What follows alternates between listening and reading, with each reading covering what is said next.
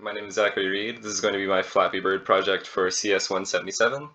So first we're going to take a look at our Unity window. So we have a couple things in our hierarchy here. We have the main camera, which is going to be our view of the game as it's being played. The bird, this is going to be the character that is going to be controlled by the player. Canvas, if you go right here, is going to cover some of the score text, text properties that we have, and also the game over restart text that shows up once you die. Game controller, it's going to cover the text as well, and also the columns that will eventually spawn randomly as you scroll through the game. And our scenery is going to cover the ground, so that's going to be moving and cycling over as you move. Okay, so we're in Visual Studio. We're going to be taking a look at our code.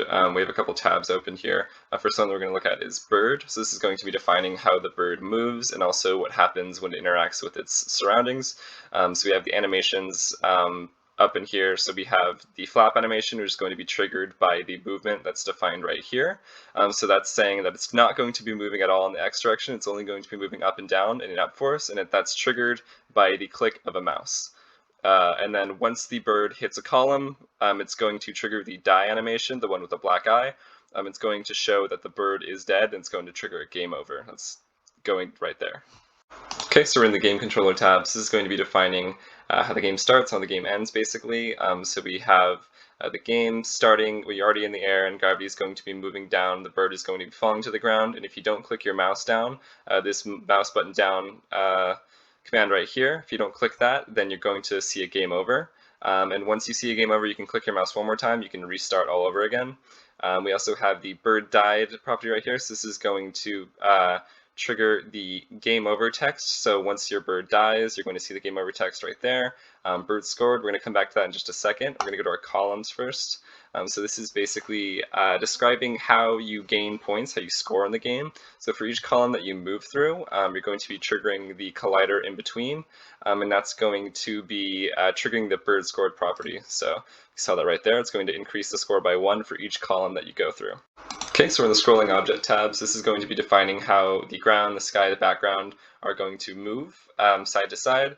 So basically we have a vector right here, and that's defining that those are going to be moving from right to left. That's defined by the scroll speed that we set up here in the game controller, -1.5. So, and that's going to be showing no change in the Y direction. And then once we see that the game over is true, we're going to be stopping all that movement altogether. Okay, so we're in the repeating background tabs. This is going to be showing how we get the background to repeat seemingly endlessly as we play the game.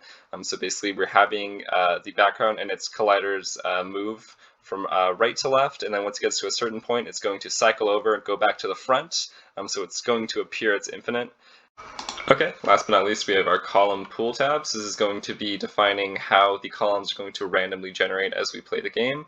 So first of all, we have a couple of parameters that we've set here. We have a minimum and a maximum for the columns. We have a spawn rate. It's going to be how often they show up.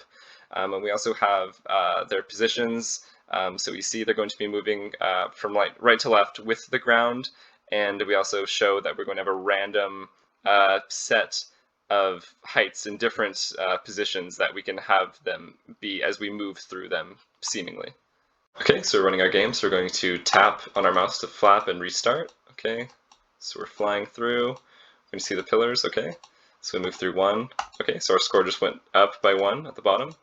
Do 1 more. Okay, now our score is 2. All right, and if we hit a pillar, we're going to die, and it's game over.